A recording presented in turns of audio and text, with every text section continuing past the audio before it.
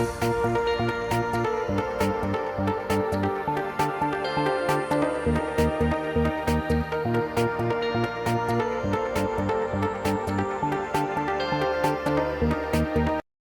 everyone! I promised you I will make this video about how to fill time and describe some games, and I'm just keeping my promise. Today we are going to talk about warm-ups and time fillers, There are many reasons why an English teacher might need to use time fillers, games, like for example in the morning when you want to bring focus and energy to your class, for just the first 15 minutes when they are sleepy. Or at the beginning of the year, to break the ice with the students, they don't know you, you don't know them. So you need some games, some activities, some fun. Sometimes also a lesson runs shorter than you think. You think it will last 45 minutes, but it lasts 30 minutes. And you don't know what to do. That's why you need time fillers or games. Also, another scenario is that you might face some problems, technical problems or broken audio-visual equipment, and you don't know what to do. So those games or time fillers or warmers can help you. Yeah. Many teachers use these games and activities every day. Other teachers just use them at the beginning of the year or just as a warm-up at the beginning of the lesson. But I advise every English teacher to make a list of these games, so you never know when you might need them. Yeah. Okay? When they are bored, yes, you can do it. Coming right up, the activities, okay? All right. Welcome back. Now we'll start showing the time fillers, warm-ups, and games that I started using during my first week. The first thing that you do just before the students come into the class is warm-ups, okay? Warm-ups. You don't need to do anything, complicated, make them speak a lot. Just make them to interact, to move with you, to get up of their seats, okay? Yeah. I use teacher says. I ask the student to get up, get up. Teacher says, get up, they get up. Teacher says, sit down, they sit down. Teacher says, touch your hair, touch your head, touch your nose. And then I make it a little bit more complicated, more challenging. Touch your nose with one hand, touch your ear with the other hand, stand on one leg and jump, turn around. Yeah. This kind of activities, but make it more fun, make it challenging. Yeah, for children you can get them to stand up, go to the board, teacher says come back, teacher says wave, hello, wave goodbye. That kind of physical interaction gets them to wake up, to be more active. The second thing that I tried is called a lineup, an icebreaker. You can't really use this one with younger children, primary, but it works very well with secondary children, Yeah. In this activity, I make the boys line up, for example, in one line, the girls on the other line, or you can make them mixed lines, and each one faces another classmate from the other line, and he introduces himself to his friend. Hello, how are you? My name is, I am from, and the other one does the same. After they are finished, the line moves. I change their locations, so they end up facing someone else. New. And they introduce themselves to him. Yeah. It works very well with 7th to 8th grade. Okay, but you can't use this with younger children because they are too noisy and difficult to organize. To manage, yeah. Second activity, second game is miming game. Miming game, you know what miming is? But in this particular game, I use flashcards, to make it more challenging, like a competition for them. For example, these flashcards, right here, I ask a student, choose a student to come, stand beside me, and I show him one card in secret. Okay, for example, this card. And he must mime to his friends, give them the message. Okay? But you must control students only to speak while raising their hand. Otherwise, you will face chaos by this game. Yeah.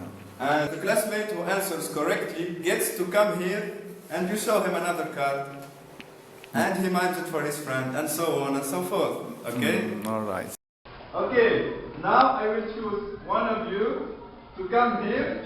Okay? And raise your hand in silence. Raise your hand. Okay. To come here and try to mime. Okay? Okay. Okay, first one. How am I going to do that?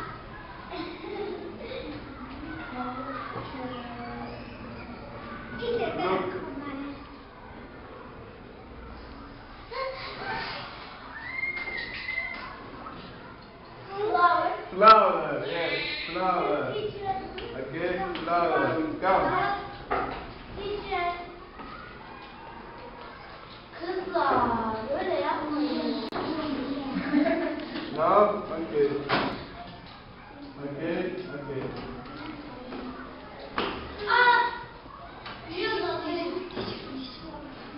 Yes? Jump rope. Jump rope, very good. Jump rope. Okay, next. Okay, next one. Okay. Just angry. The third thing that you can do is vocabulary tennis. It's called tennis, I call it vocabulary tennis.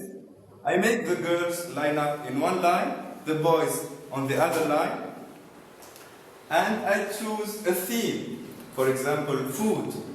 Okay? The first boy must say a word belonging to that theme word. For example, hamburger, the girl says pizza, and we come back to the boys. The second boy says Cheese. cheese, for example. The third person is a girl. She says, for example, banana, and the one who repeats the same word Will be out.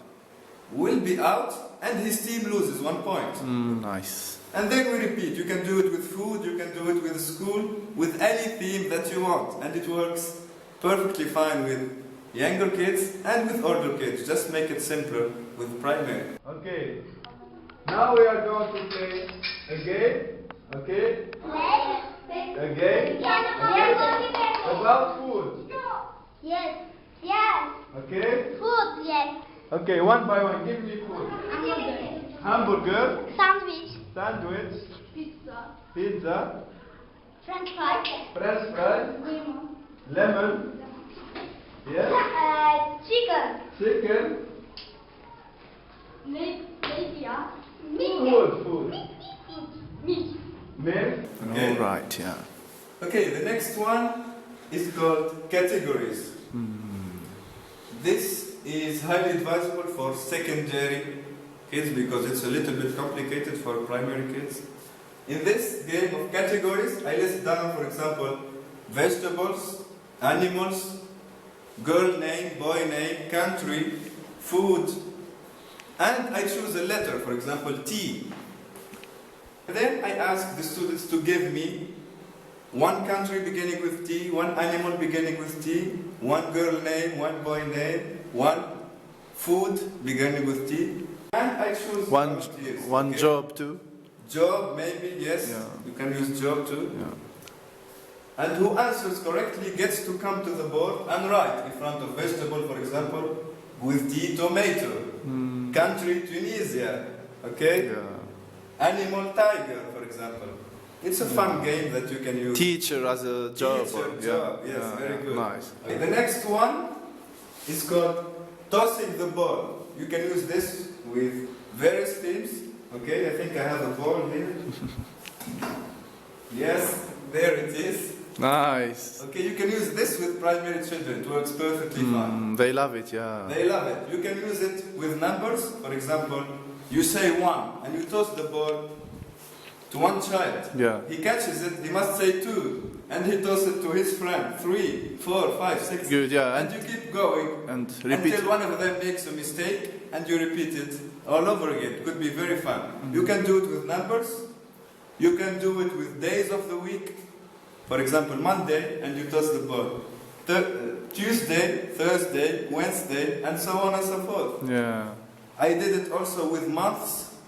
January, I toss the ball. February. February, Yeah. and so on and so forth. Yeah, lovely, Very cool lovely, game. yeah. Works with different grades. Yeah. I hope that you like this video. Okay? Yeah, it's lovely. And try these games. At least one of them or two. It builds a good relationship with your students and they will love you for it. Okay? See you in the next video. Thanks. Good luck and take care. Bye bye. Thanks, you too.